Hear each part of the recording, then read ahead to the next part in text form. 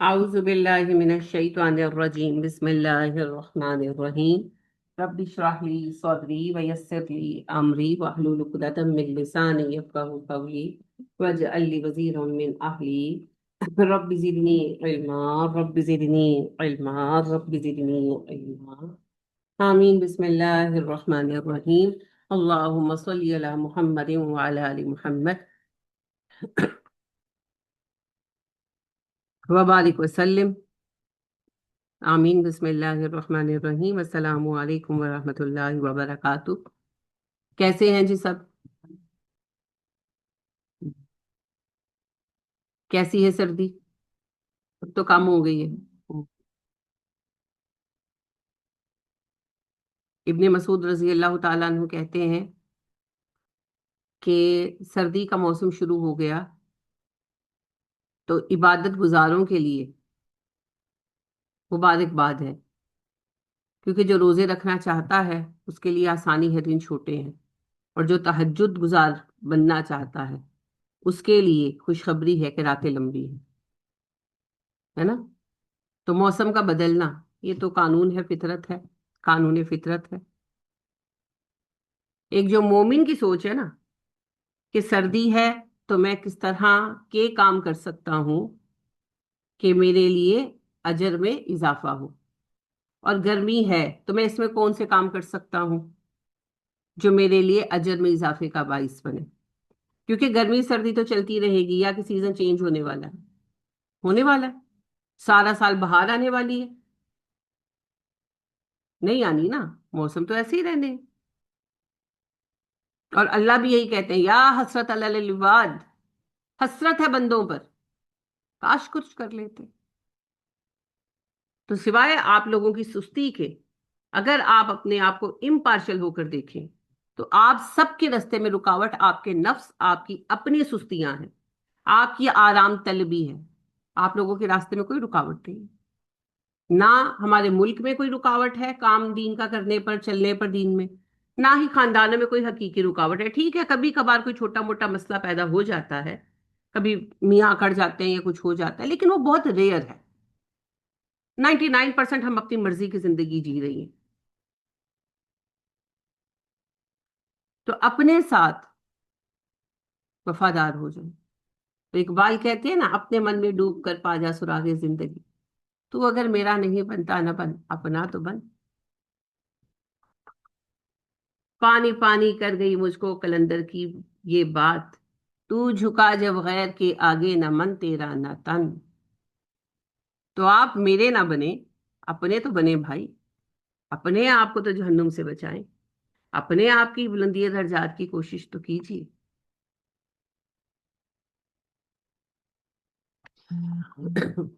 اللہ چیزیں ہم سب کے لیے آسان فرما دے، مگر آسانی بھی مانگنے سے آئے گی۔ کام جو کرے گا اسی کو آسانی دی جائے گی نا، جو کام ہی نہیں کرے گا آسانی کیسے پائے گا؟ ہر چیز پانے کی ایک ہی شرط ہے، کام کرنا۔ آپ کا جو بچہ کام کرتا ہے اسی کی آپ فکر کرتے ہیں نا، کہ چلو آج سردی ہے زیادہ تو کپڑے نہ دھو، کل دھو لینا، دھوپ نکلے گی تو دھو لینا۔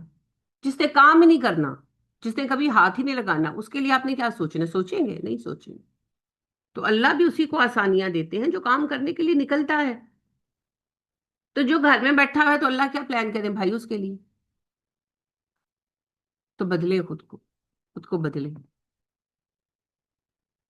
اللہ آپ کو چن کر لے کر آئے ہیں اتنے بڑے علاقے میں سے، تو اس انتخاب کی قدر کریں۔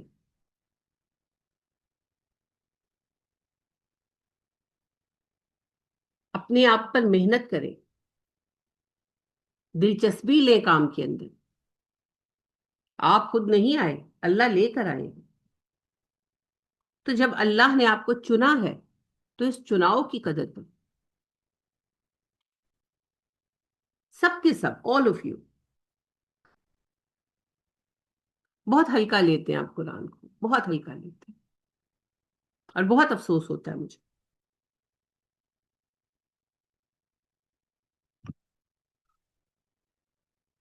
اللہ کریم ہمیں توفیق عطا کرے جی.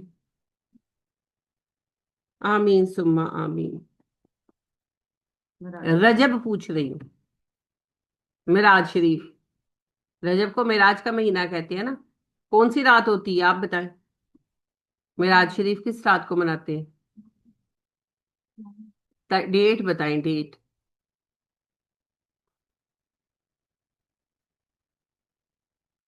27 شعبان کو، رجب کو. یہ تو بڈھے ہو گئے آپ لوگ مناتے مناتے، اب کہہ کر چھڑوایا ہے. یہ تو کامن سینس کے کوشچنز ہیں. کس کس نے منائی شب معراج؟ میں نے آپ سے سوال نہیں کرنے کو کہا، میں نے سوال پوچھا ہے، اس کا جواب دے. نہیں منائی. کیوں نہیں منائی؟ نہیں ہے. تو جو چیزیں دین میں نہیں ہوتی اور دین میں شامل کی جاتی ہیں انہیں کیا کہتے ہیں؟ بدعت کہتے ہیں. تو وہ شب معراج کا جو فیسٹیول ہے، جو رواج ہے، یہ کیا ہے؟ بدعت ہے. تو نہیں منائی. اس پر آپ کو نہ منانے پر، یعنی شب معراج کا جو اہتمام نہ کرنے پر گناہ ہوگا؟ نہیں ہوگا. اور نہ کرنے پر ثواب ہوگا؟ جی رفت جواب دیا کرے. جب سوال پوچھا جائے تو جو ذہن میں آپ کے ہو وہ جواب دیا کرے. نہیں، گناہ کی بات تو ختم ہو گئی نا، میں ثواب پوچھ رہی ہوں. ہوگا.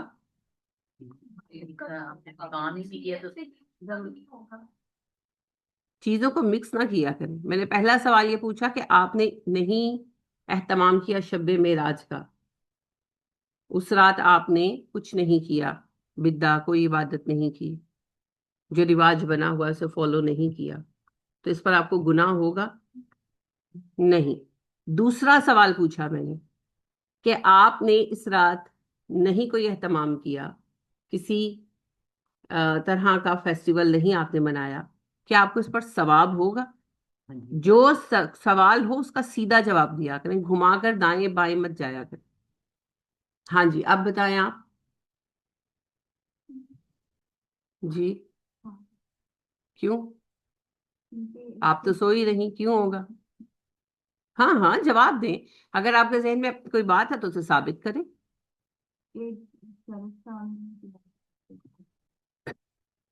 کام غلط کیا تھا؟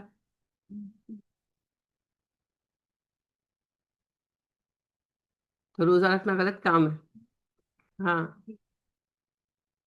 بدعت کے حساب سے. جی آپا، ثواب ہوگا نہ جاگنے کا؟ جی خفصہ.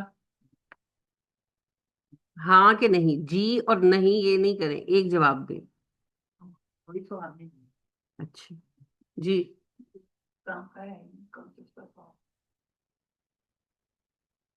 جب ایک دین میں بدعت ایجاد کی گئی، جو بندہ اس بدعت کو ختم کرنے کے لیے جدوجہد کر رہا ہے، لڑ رہا ہے، گالیاں کھا رہا ہے، باتیں سن رہا ہے، گستاخ رسول کے فتوے وصول کر رہا ہے، اس کو ثواب نہیں ہوگا تو پھر کس کو ہوگا ثواب؟ تو آپ کو تو نہیں ہوگا، مجھے تو ہوگا بھائی، اور آپ سب کے حصے کا بھی ہوگا. آپ اللہ سبحانہ و تعالیٰ کے بارے میں کتنا محدود سوچتے ہیں، اور آپ کی سوچ دین کے بارے میں کتنی ان کلیئر ہے، کیونکہ آپ سوچتے ہی نہیں ہیں، تکلیف نہیں دیتے ذہن کو. احسنتی کرن، سب سے کانفیڈنس سے کرن نے جواب دیا. رفت کو احسنتی اس لیے نہیں کہ بہت شاید ہوگا والا ایٹیٹیوڈ، شاید نہیں ہے. آپ شراب، جو شراب پیے گا اسے گناہ ہوگا، جو شراب نہیں پیے گا اسے نہ پینے پہ ثواب ہوگا. تو جو بدعت پر عمل کرے گا اسے گناہ ہوگا، تو جو بدعت پر عمل نہیں کرے گا اسے ثواب ہوگا. تو یہی تو پوچھ رہی ہوں. جب آپ نے بدعت میں حصہ نہیں لیا، آپ نے دین بدلنے سے اپنے آپ کو روکا اور دین کے بدلاؤ کو قبول نہیں کیا، سنت پر استقامت اختیار کی، اور 4 لوگوں کی باتیں بھی سنی، وہابی کا فتویٰ بھی سٹیمپ بھی قبول کی. اوکے فائن، ہمیں وہابی ہونا قبول ہے، ہم لوگ اس شر کا حصہ نہیں بنیں گے. تو جب آپ نے یہ سب کیا تو وہ آپ کا سونا باعث اجر ہے. لاہو لاب کی محفل میں، نافرمانی کی محفل میں شریک ہونے سے سو جانا باعث اجر ہے. تو لہٰذا جو بندہ بدعت کو ترک کرتا ہے اسے ترک بدعہ کا اجر ہوتا ہے. تو رجب میں جب آپ نے اپنا دامن بچایا، رجب میں آپ کو پتا ہے کافی کچھ ہوتا ہے، کنڈے بھی ہوتے ہیں بالکل امام جعفر صادق کے. پھر آپ دیکھیں کہ رجب کے جو سارے بنائے ہوئے ہیں تہوار، پورا فیسٹیول بنایا ہوا نا. عیدیں بھی جایا کرتی تھی بچیوں کی، اور عیدیں تو نہیں، ان کے کیا کہتے تھے اسے، میرا شریف پہ وہ کھانا شانا بھیجتے تھے سارا، جوڑے بھی جاتے تھے حسب توفیق. ہاں جی ہاں جی، میکے والے بھجواتے تھے. تو اس کو ہم نے ترک کیا، اور یہ ترک اتنا آسان نہیں تھا، ہے نا. بہت ابھی تک یہ باتیں آتی ہیں کہ جی یعنی کہ کل بھی کسی نے مجھے ایک میسج بھیجا ہوا تھا، یعنی کہ جس کا لب لباب یہ تھا کہ 15ویں شب ایسے اور ایسے ہے، تو اس سے محروم وہی رہے گا جو بڑا بدبخت ہوگا اور گستاخ رسول ہوگا اور فلانا ہوگا اور فلانا ہوگا. تو اب تو پھر اس میں تھوڑی کمی آ گئی ہے، پہلے تو ہم نے بڑی شدت دیکھی ہے. ہاں، بڑی گالیاں کھا کر یہاں تک پہنچے. تو جس نے دین کے اصل چہرے کو قائم رکھنے کے لیے اور دین میں کی گئی تبدیلی کو روکنے کے لیے کوشش کی، دراصل وہ کیا کر رہا ہے؟ وہ جہاد فی سبیل اللہ کر رہا ہے. سب سے بڑا کام ہے دین کو اس کی اصل شکل پر برقرار رکھنا. دین تو نبی صلی اللہ علیہ وسلم قائم فرما گئے. اب قیامت تک امت کا ذمہ کیا ہے؟ اس دین کے قیام کی اصل شکل کو برقرار رکھنا. اقامت دین اب اس شکل میں ہے کہ ہم اس کو اس کی اصل شکل میں قائم رکھیں، ہم اس پہ تبدیلیاں واقع نہ ہونے دیں. دوسرا پہلو ہے کہ اس کی عملی ترویج، اس کی عملی جو ہے لاگو ہونا، نفاذ، عملی نفاذ کروائیں. دو پہلو ہیں اس کے. ایک کہ پاکستان میں عملی نفاذ ہو اسلامی قوانین کا، اور دوسرا کہ اسلام کی شکل کو تبدیل نہ ہونے دیا جائے. لہذا دین میں کوئی نئی چیز قبول نہیں کی جائے گی. بدعت کیا ہے؟ ما احدث فی الدین، جو دین میں نئی چیز پیدا کی جائے، اس میں دنیا سے متعلقات نہیں ہے. لہذا آپ کو الجھاتے ہیں کیا کہہ کر کہ پنکھا کیوں چلاتے ہو، چمچے سے کیوں کھاتے ہو، جہاز میں کیوں بیٹھتے ہو. بدعت سے مراد ہے جو چیز دین میں نہیں پیدا کی جائے، دنیا کے معاملات کا اس سے لینا دینا نہیں ہے. تو جو چیز دین میں نہیں پیدا کی جائے. نبی کریم صلی اللہ علیہ وسلم سائنٹسٹ نہیں تھے، آپ صلی اللہ علیہ وآلہ وسلم رسول تھے. آپ کیا سکھانے آئے تھے؟ اللہ کا دین. آپ صلی اللہ علیہ وسلم نے خود بھی کہا، جب آپ صلی اللہ علیہ وسلم مدینہ آئے نا، مکہ میں تو کھجوروں کی کوئی باغات تھے نہیں، تو مدینہ آئے تو وہاں ظاہر کھجوروں کے باغات تھے، اور سب سے بڑا ان کا ذریعہ روزگار کھجور ہی تھا. تو آپ صلی اللہ علیہ وسلم ایسے باہر گئے تو کھجوروں کی پیوند کاری وغیرہ کر رہے تھے، کام کر رہے تھے کھجوروں کا. تو ہوتا ہی کہ نر خوشے کو مادہ خوشے پر رگڑ دیتے ہیں تو پولینیشن بڑی اچھی ہو جاتی، کراس پولینیشن، فصل اچھی آتی تھی. تو آپ نے کہا کہ یہ کیوں کر رہے ہو؟ تو انہوں نے کہا کہ جس سے ہماری فصل اچھی آتی ہے. آپ نے کہا میرا نہیں خیال کہ ایسا کرو. پھر آپ گھر چلے گئے. اچھا، صحابہ نے ایسا نہیں کیا، چھوڑ دیا تو فصل اچھی نہیں ہوئی. تو اب آپ سے کہتے ہوئے گھبرائے. آخر آپ صلی اللہ علیہ وسلم کو فیل ہوا کہ لوگ کچھ کہنا چاہتے ہیں، تو آپ نے کہا تم لوگ کچھ کہنا چاہتے ہیں؟ انہوں نے کہا اللہ کے نبی صلی اللہ علیہ وسلم ناراض نہ ہوئیے گا، وہ ایسے ایسے ہم کر رہے تھے، آپ نے یہ بات کی، ہم نے یہ کہا ہماری فصل نہیں اچھی ہے. آپ نے کہا اوہو، میں نے تو بائی دا وے ایک بات کہہ دی تھی. میں جب دین کے معاملے میں تمہیں کوئی حکم دوں تو وہ تم لوگوں پر فرض ہے، اس میں تمہاری رائے کا کوئی دخل نہیں. رہ گئے تمہارے دنیا کے معاملات، وہ تم بہتر جانتے. ہوں؟ دنیا کے معاملات تم بہتر جانتے. نسلوں سے تم لوگ باغات میں کھجوریں اگا رہے ہو، قریش تو اگاتے نہیں تھے. تو تم لوگوں کا کام ہے، تم لوگ کرو. ہاں، دین کے معاملے میں جب میں حکم دوں وہ تم لوگوں پر binding upon, it's binding upon you people, وہ تم لوگوں پر فرض ہے، اس میں تمہارا اختیار نہیں. تو لہٰذا یہ شیطان کا چکمہ ہے جو ان لوگوں کی زبانوں سے آپ کے لیے نکلتا ہے کہ پنکھا کیوں چلاتے ہو، تو گاڑی پہ کیوں بیٹھتے ہو. یہ دین کے معاملات نہیں، یہ دنیا کے معاملات. بدع وہ چیز ہے جو دین میں نئی پیدا کی گئی۔ اور اللہ سبحانہ و تعالیٰ نے کیا اعلان فرمایا؟ الیوم اکملت لکم دینکم، ہم نے تمہارا دین پورا کر دیا۔ کب یہ اعلان ہوا؟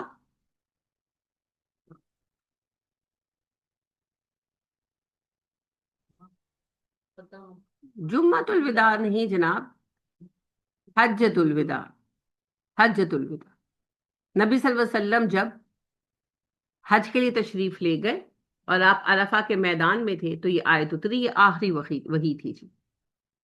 ویسے یہ سورہ جو ہے مائدہ کی آیت ہے، لیکن اور پوری آیت بھی نہیں ہے، آیت کا بیچ کا ٹکڑا ہے، لیکن یہ سب سے آخر میں آیا اور اپنی جگہ پر پلیس کیا گیا۔ تو الیوم اکملت لکم دینکم، دین پورا ہو چکا، اب دین میں اضافہ نہیں ہوگا۔ تو دیکھیے اللہ سبحانہ و تعالیٰ ارشاد فرماتے ہیں ام لہم شرکاء شرعوا لہم من الدین ما لم یأذن بہ اللہ، کیا انہوں نے دین میں اللہ کے شریک مقرر کر رکھے ہیں جو ان کے لیے دین میں ایسے احکامات جاری کرتے ہیں جن کا حکم اللہ نے نہیں دیا؟ تو کیا مطلب ہوا اس بات کا کہ جو دین میں وہ باتیں جاری کرے جو اللہ نے حکم نہیں دیا جن کا، یا اجازت، اذن کا معنی حکم اور اجازت دونوں ہی ہوتے ہیں، اللہ نے اجازت نہیں دی دین کی، وہ باتیں جو جاری کرے وہ اللہ کا گویا شریک بن کر بیٹھا ہوا ہے۔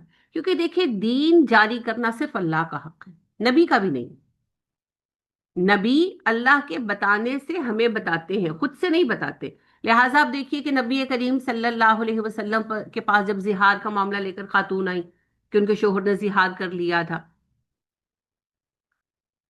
سورہ مجادلہ، تو آپ صلی اللہ علیہ وسلم سے بحث کرتی رہی، ہے نا، اور پھر روتی روتی چلی گئی۔ آپ سر جھکا کر، بزرگ خاتون تھی، بولنے بالنے لگی، آپ صلی اللہ علیہ وسلم سر جھکا کر ان کی ڈانٹ سنتے رہے، آپ نے ان کو حل نہیں دیا کیونکہ آپ کے پاس کوئی حکم نہیں آیا تھا۔ وہ نکل کر چلی گئیں اور پھر سورہ مجادلہ کی آیتیں، پھر آپ صلی اللہ علیہ وسلم نے واپس بلایا اور پھر آپ صلی اللہ علیہ وسلم نے انہیں یہ حکم سنایا۔ اسی طرح جب آپ صلی اللہ علیہ وسلم کے پاس وہ صحابہ آئے جنہوں نے اپنی بیوی کے بارے میں کہا کہ اگر کوئی شوہر اپنی بیوی کو زنا کرتے پائے، آپ نے کہا 4 گواہ لاؤ، تو وہ رو پڑے۔ انہوں نے کہا اللہ کے نبی صلی اللہ علیہ وسلم، ایک بندہ اپنی بیوی کو زنا کرتے پائے اور اس پہ گواہ اکٹھے کرے۔ آپ نے سر جھکا لیا، انس کہتے ہیں آپ نے سر جھکا لیا کہ تکلیف تو فیل کی پر اللہ کا حکم تھا آپ کے سامنے۔ پھر اس پر لیان کی آیات آئی اور پھر آپ نے ان کو لیان کا حکم دیا۔ تو اپنی طرف سے نہیں ہوتا کچھ بھی۔ سورہ نجم میں اللہ کہتے ہیں نا وما ينطق عن الهوى، کہیے آگے، ان ہوا الا وحی یوحا۔ یہ چھوٹی چھوٹی آیتیں ہیں، یاد کر لیجیے، کہیں بیٹھے تو دلیل سے بات کریں۔ 2 آیتیں ہیں، وما ينطق عن الهوى ان ہوا الا وحی یوحا، جن کے 7 لفظ ہیں۔ وہ اپنی خواہش سے کچھ نہیں کہتے محمد صلی اللہ علیہ وسلم، وہ جو کہتے ہیں وہ ان پر وحی آتی ہے۔ تو لہٰذا دین کو بنانا، شیپ اپ کرنا، وہ کس کا کام ہے؟ اللہ کا۔ وہ کس کا حق ہے؟ اللہ کا۔ کسی اور کا ہے؟ کسی اور کا نہیں۔ تو جس نے دین میں کچھ جاری کیا اس نے کیا کیا؟ اس نے اللہ کی حد کو پار کی، اس نے اپنے آپ کو گویا اللہ کا مد مقابل بنایا، اور جس نے اس کی اس ایجاد کو مانا اس نے اسے رب مانا نا، چاہے وہ اسے شریک کہتا ہے یا نہیں کہتا ہے، وہ مانتا وہی ہے۔ اور یہی اللہ پاک کہہ رہے ہیں۔ لہذا دوبارہ سنیے آیت کو، ام لہم شرکاء لہم من الدین، کیا انہوں نے اپنے لیے ایسے شریک بنائے ہوئے ہیں جو دین میں ان کے لیے احکام جاری کرتے ہیں، ما لم یعظم بہ اللہ، جن کے لیے اللہ نے کوئی اجازت فراہم نہیں کی۔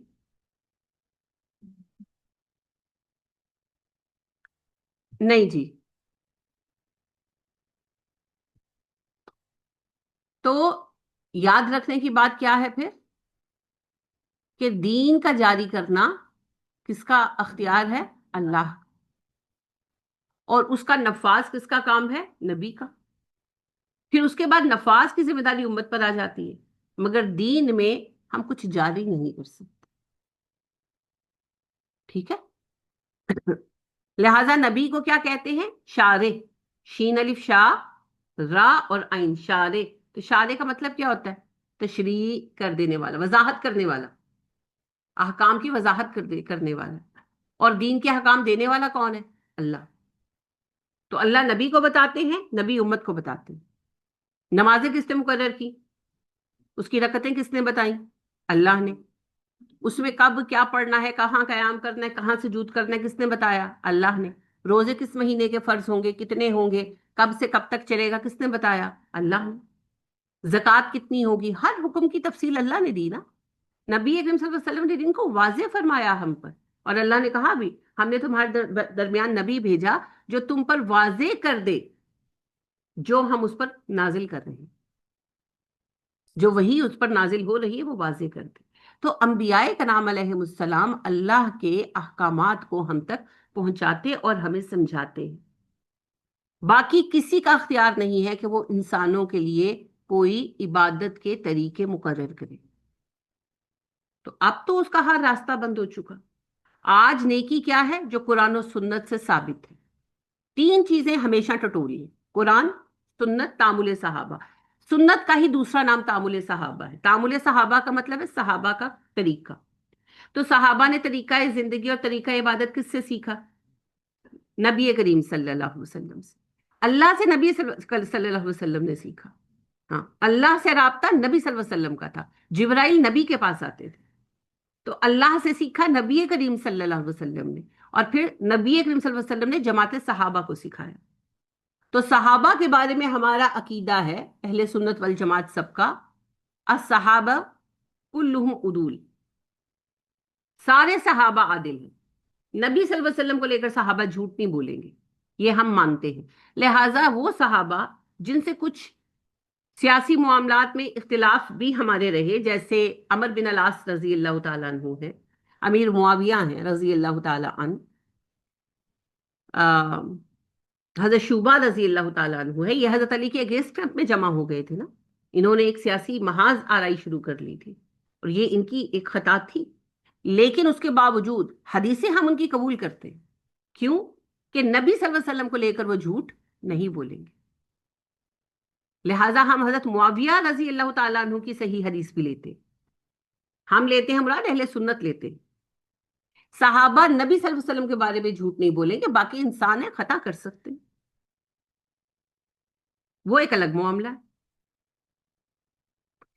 تو صحابہ جو ہیں وہ اپنی زندگیاں کیسے گزاریں گے؟ یا ان دین کے معاملے میں جیسے نبی کریم صلی اللہ علیہ وسلم سکھا گئے۔ تو اگر کسی صحابی سے کوئی عمل ثابت ہو جائے دین کا، تو وہ حجت ہو جاتا ہے سنت کے معاملے میں، ٹھیک ہے نا؟ کہ صحابی کا کرنا کس بات کی دلیل ہے؟ کہ نبی صلی اللہ علیہ وسلم نے کیا۔ اس کی ایک بہت ہی بڑی مثال ہے با جماعت قیام اللیل رمضان کا۔ نبی صلی اللہ علیہ وسلم نے تو رائج نہیں کیا نا، مگر آپ صلی اللہ علیہ وسلم نے 2 دن پڑھایا، تیسرے دن پھر لوگ بہت اکٹھے ہو گئے پر آپ باہر نہیں آئے۔ یاد ہے بات کہ آپ صلی اللہ علیہ وسلم مسجد نبوی میں رات کو پڑھ رہے تھے، قیام اللیل کر رہے تھے، تو کچھ صحابہ اتفاقاً آئے یا رک گئے، انہوں نے آپس میں صلاح مشورہ میں بھی کیا ہو کہ بھئی نبی صلی اللہ علیہ وسلم پڑھتے ہیں تو ہم آپ کے ساتھ قیام کریں گے، تو وہ آپ کے ساتھ شریک ہو گئے۔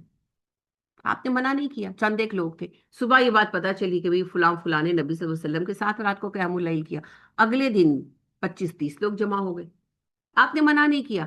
اچھا، اب یہ بات مدینے میں پھیل گئی، رات کو سارا مدینہ ہی جمع ہوگی، آپ باہر ہی نہیں ہیں، لوگ اپنے طور پر پڑھتے رہے، آپ کا ویٹ کرتے رہے، آپ فجر کے وقت آئے، آپ نے کہا لوگوں مجھے پتا ہے تم لوگ میرا انتظار کر رہے تھے، پر تمہاری یہ نماز اللہ کو بہت پسند آئی، یہ رات کا قیام اللیل میرے ساتھ، اور مجھے یہ خوف ہوا کہ تم پر فرض نہ کر دی جائے اور پھر تم مشقت میں پڑ جاؤ۔ پھر اس کے بعد آپ کی زندگی میں اجتماعی قیام اللیل نہیں ہوا، اپنے گھروں میں لوگ اجتماعی کرتے رہے، ہاں اس میں آپ نے کسی کو نہیں روکا، لیکن آپ کی امامت میں اجتماعی اہتمام نہیں ہوا، پر دلیل بن گئی نا کہ اجتماعی ہو سکتا ہے۔ تو پھر عمر فاروق رضی اللہ تعالیٰ عنہ نے اپنے وقت میں یہ دیکھا کہ لوگ مسجد میں آ جاتے، اور مسجد میں 4 لوگ ادھر پڑھ رہے ہیں، 4 لوگ ادھر پڑھ رہے ہیں، کوئی اکیلا بھی پڑھ رہا ہے، اس طرح. پھر عمر فاروق رضی اللہ تعالیٰ عنہ نے کہا اب جماعت ہوگی، سب جماعت سے. تو اس کو عمر فاروق رضی اللہ تعالیٰ عنہ نے رائج کیا. تو یہ اصل میں عمل صحابہ ہے، لیکن سنت سے لیا گیا ہے، خلاف سنت نہیں ہے، اسی لیے یہ چلے گا. اچھا، اب بدعت کو بھی سمجھ لی. عمر فاروق ہی کے زمانے میں ابو موسیٰ اشعری رضی اللہ تعالی عنہ جو ہیں، انہوں نے ابن مسعود کو آ کر بلایا، ابن مسعود کو بلایا. ابن مسعود رضی اللہ تعالی عنہ بیٹھے ہوئے تھے اپنے گھر میں، تو کہنے لگے کہ میرے ساتھ مسجد میں ہے، مسجد میں ہے. ایک بڑی اچھی چیز میں نے دیکھی ہے، مجھے تو اچھی لگی، آپ کی رائے لینی ہے. لے کر آئے ابن مسعود کو. تو مسجد میں لوگ ایک حلقہ بنا کر بیٹھے تھے، دائرہ. اس زمانے میں زیادہ طریقہ یہی تھا، راؤنڈ بیٹھنا، تو اس کو حلقہ کہتے تھے، دائرے کو کہتے نا حلقہ. تو حلقہ بنا کے بیٹھے تھے، اور ان کے درمیان آگے سب کے آگے 100 کنکریاں پڑی تھی. تو ایک بندہ ان کو لیڈ کر رہا تھا. اب یہ سب دیکھے تابعین اور صحابہ ہی تھے نا، میجورٹی تو صحابہ کی رہی ہوگی، جونیئرز کی. تو وہ کہتا، جو لیڈ کر رہا تھا وہ کہتا سبحان اللہ 100 بار، تو سب سبحان اللہ پڑھتے. پھر وہ کہتے الحمدللہ 100 بار.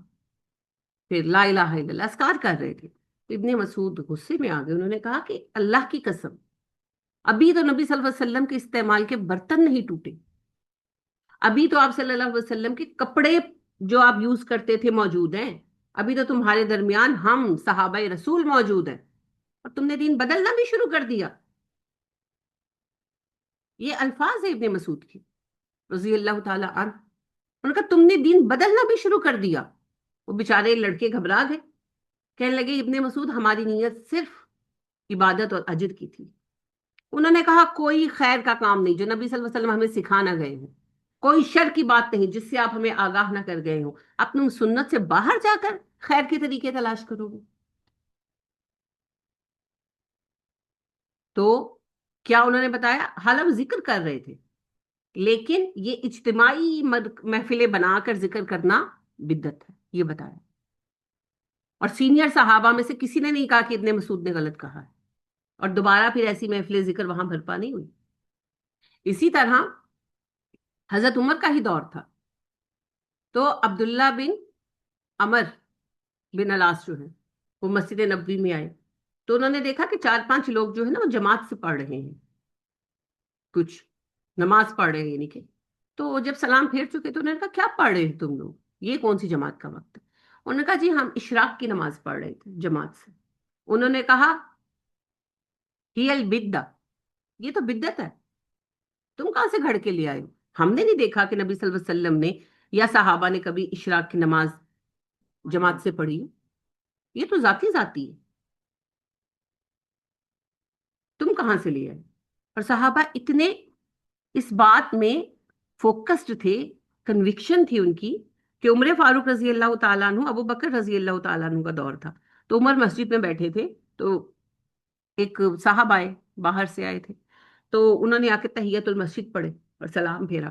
تو چھینک آئی تو کہا الحمدللہ والصلاۃ والسلام علی رسول کریم. تو عمر نے ان کو کہا کہ بھائی جو تم نے کہا ہم اس پر ایمان رکھتے ہیں، الصلاۃ والسلام علی رسول کریم، ہم ایمان رکھتے ہیں، لیکن نبی کریم صلی اللہ علیہ وسلم کو ہم نے پایا کہ جب چھینک آتی تو وہ کہتے الحمدللہ علی کل حال. یہ جو کہتے ہیں نا کہ کیوں کہتے ہو اذان کے ساتھ درود نہ پڑھو، کیوں کہتے ہو کہ جو ہے صلاۃ و سلام نہ پڑھو، تمہیں نبی سے محبت نہیں ہے؟ عمر کو بھی نہیں تھی رضی اللہ تعالیٰ عنہ. مگر عمر فاروق رضی اللہ تعالیٰ عنہ نے کہا جو تم کہہ رہے ہو ہم اس پہ ایمان رکھتے ہیں، پر چھینک پر نبی صلی اللہ علیہ وسلم فرمایا کرتے تھے الحمدللہ علی کل حال. اس قدر روکتے تھے کہ یہیں سے کرتے کرتے دین بدل جاتا ہے. اور اب آپ دیکھیں مسلمانوں میں درگاہیں بن گئی، قبریں بن گئی. پہلی قبر توڑ دی جاتی جو پختہ بنائی گئی تھی، تو یہ شرک کے اڈے نہ بنے ہوتے. اور بابوں کی قبروں کے ساتھ ان کے جانوروں کی بھی قبریں بن گئی نا، کہیں بلی کی بنی پڑی ہے، تو کہیں جو ہے وہ بیل کی بنی پڑی ہے، کہیں گھوڑے کی بنی پڑی ہے. دیکھیں बिद्दत और शिर्क की हजार रंग है भाई, बढ़ाते जाओ, कहाँ रुकेगा। यही वो गुमराही है ना जिसने काबा में, बैतुल्ला में 360 बुत लगवा दिए थे। तो इसकी कोई शुमार नहीं है। और एक के साथ एक फ्री, है ना। जो दाता दरबार जाए, पहले वो पीर मक्की के मजार पर हाजिर हो, फिर दाता दरबार के मजार पर जाए। बनाई हुई है ना किससे कहानियां। इन्ना लिल्लाहि व इन्ना इलैहि राजिऊन। तो कितनी ही बातें हैं, कितनी ही चीजें हैं जो सिर्फ इसलिए हमारे यहाँ राइज हैं कि हमने उनको एक्सेप्ट कर लिया। याद रखें, नबी करीम सल्लल्लाहु अलैहि वसल्लम ने सख्ती से मना फरमाया, और आप सल्लल्लाहु अलैहि वसल्लम खुतबा जुम्मा, जो मस्तून खुतबा जुम्मा है, वो ये दिया करते थे, और ये आज के सब मौलवी हजरात देते हैं, फिर वो बरेलवी ही क्यों ना हो, देते हैं और फिर मानते नहीं। क्या खुतबा हुआ करता था? खैरुल हदीसु किताबुल्लाह, खैरुल हदयु हदयु मुहम्मद, व शर्रुल उमूरी कुल्ला मुहदसातिहा, व कुल्लु मुहदसातिन बिदअ, व कुल्लु बिदअतुन ज़लाला। और एक रिवायत में एक जुमला जो है वो एक्स्ट्रा आता है, जो दूसरी रिवायत में नहीं। एक्स्ट्रा से मुराद ये है कि एक रिवायत इतनी ही है और एक रिवायत में इस पर एक जुमला और है, वकुल्लु जलालतिन फिन्नार। क्या माना है? बेहतरीन कलाम किताबुल्लाह है, बेहतरीन तरीका मोहम्मद का तरीका है सल्लल्लाहु अलैहि वसल्लम, और बदतरीन काम है जो उनमें नए पैदा किए जाए। हर नई पैदा करदा चीज मुहदसा नई चीज को कहते हैं। हर नई चीज एक बिद्दा है। बिद्दा कहते हैं अनोखी चीज बनाने। अल्लाह का नाम है बदी। बदी का मतलब होता है किसी चीज को इनोवेट करना, नई चीज बनाना, इन्वेंशन करना। जो चीज कभी ना बनी हो वो चीज बनाना। समझ गए? कोई गाली नहीं है ये, कोई भी चीज बिद्दा हो सकती। तो हर नई चीज एक बिद्दा है, हर बिद्दा गुमराही है, और हर गुमराही का ठिकाना जहन्नुम। आप बताएं कि जो गुमराही यानी बिद्दा को छोड़ेगा, जो बिद्दा पर चलेगा, जहन्नुम में जाएगा। तो जो बिद्दा को छोड़ देगा फिर उसको सवाब नहीं होगा, जबकि उसको बिद्दत छोड़ देने पर खानदान वाले तर्क करते। यानी कल कल ही मेरी बहन ने मुझे कॉल की और एक सवाल पूछा, दीनी मसला पूछा, मैंने उनको जवाब दिया। तो मुझे कहने लगी सुनिया दा भी एहो ही अकीदा है। मैं कहा जी अहले सुन्नत है, ये सुनिया दा मैंने पता नहीं। Because they strongly believe that I am a Wahhabi. आप क्या कर सकते हैं? जैनब की मंगनी भी इसी बात पे टूटी ना, उन्होंने खत्म नहीं कराया था ना। अच्छा हो गया टूट गई। पूरी जिंदगी है भाई, फिर सारी उम्र के इम्तिहान से बेहतर है पहले ही फैसले हो जाए। अगर अगले इतने कट्टर हैं तो फिर जिंदगी तो मुश्किल होगी।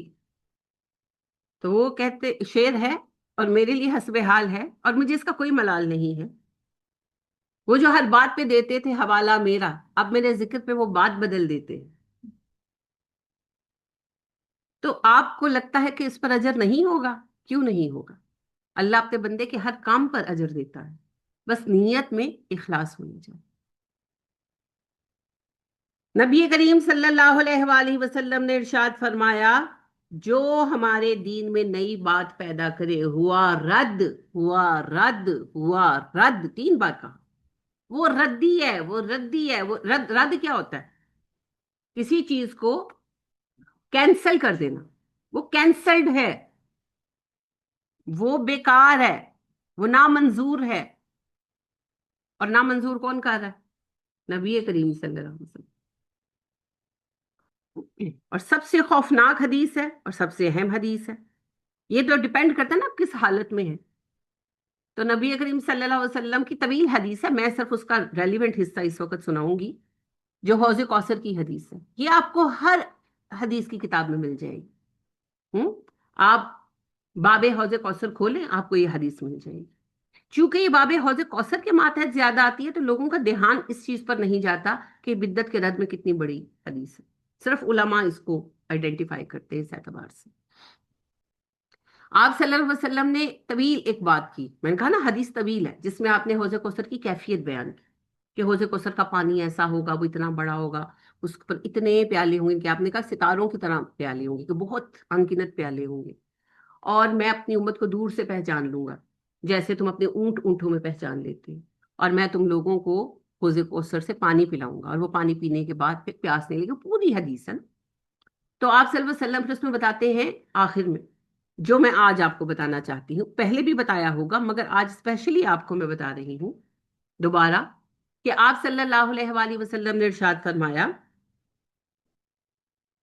کہ دور سے مجھے پکارتے ہوئے آئے گا ایک گروہ میری امت کا، میرے نام سے پکار رہا ہو، اور میں ان کی طرف متوجہ ہوں گا، مگر فرشتے میرے اور ان کے درمیان حائل ہو جائیں گے اور انہیں کوڑے مار مار کر ہٹائیں گے۔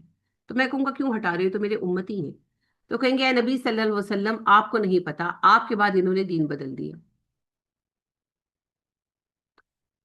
تو آپ صلی اللہ علیہ وسلم فرماتے ہیں میں کہوں گا دور دور، دوری ہو دوری ہو میرے اور ان کے مابین جنہوں نے میرے بعد دین بدل دیا۔ اب مجھے بتائیں ہماری آخری امید کیا ہے قیامت کے دن؟ شفاعت نبی، کہ نبی صلی اللہ علیہ وسلم ہماری شفاعت فرمائیں گے، یہ آخری امید ہے نا، کہ نبی صلی اللہ علیہ وسلم ہماری شفاعت فرمائیں گے۔ تو جس کی شفاعت سے نبی صلی اللہ علیہ وسلم بھی ہاتھ اٹھا لیں گے، پھر اس کے لیے کون آنے والا ہے؟ بدت ایسی مصیبت، اور وہ جو ہیں، کیا نام ہے ان کا، وہ جو کندھوں پر وہ رومال ڈال کے وہ بولتے تھوڑا سخت ہیں، سیفی صاحب، نہیں نہیں، وہ تو انتہائی بدتی آدمی ہے، وہ جو رد کرتے ہیں بدتوں کا، بڑا اچھا سا نام ہے ویسے ان کا، توصیف الرحمان، توصیف الرحمان سلفی، توصیف الرحمان سلفی، انہوں نے یہ حدیث بیان کی۔ تو میرے ایک بڑے قریبی عزیز مجھے کہنے لگے کہ میں یہ سن رہا تھا، تو کہنے لگے کہ نبی صلی اللہ علیہ وسلم کو فرشتے کہیں گے تمہیں نہیں پتا، آپ کو نہیں پتا، تو نبی صلی اللہ علیہ وسلم کو نہیں پتا، اس کو پتا ہے۔ اب یہ کیا ہے؟ یہ صرف لڑائی ڈالنے کا طریقہ ہے۔ یہ حدیث کون بیان کر رہا ہے؟ حدیث کیا ہوتا ہے؟ جو نبی صلی اللہ علیہ وسلم نے کہا ہوتا ہے۔ یہ کون بتا رہا ہے قیامت کے دن یہ واقعہ پیش آئے گا؟ کون بتا رہا ہے؟ نبی کریم صلی اللہ علیہ وسلم بتا رہے ہیں نا، تو نبی صلی اللہ علیہ وسلم کو تو پتا ہے یہ واقعہ پیش آنا ہے، تو فرشتے ان سے یہ کہیں گے کہ آپ کو یہ نہیں پتا یہ وہ والا گروہ ہے جس نے دین بدلا۔ تو توصیف الرحمان اپنے پاس سے تھوڑی کچھ کہہ رہے ہیں، وہ تو حدیث سنا رہے ہیں۔ اب آپ کو اس بات پہ بھی اعتراض ہے کہ ایک ڈائلوگ ہو رہا ہے جبرائیل کے درمیان اور نبی صلی اللہ علیہ وسلم کے درمیان، اس کا ہمارے پاس کوئی حل نہیں ہے۔ یعنی وہ حدیث بیان کر رہا ہے اللہ کا بندہ، اور آپ اس کے ایک جملے کو توڑ مروڑ رہے ہیں کہ توصیف الرحمان کہہ رہا ہے کہ اے فرشتہ کہے گا کہ اے نبی آپ کو نہیں پتا، ہاں توصیف الرحمان کو پتا ہے، نہیں توصیف الرحمان کو کچھ نہیں پتا، توصیف الرحمان تو حدیث سنا رہے ہیں۔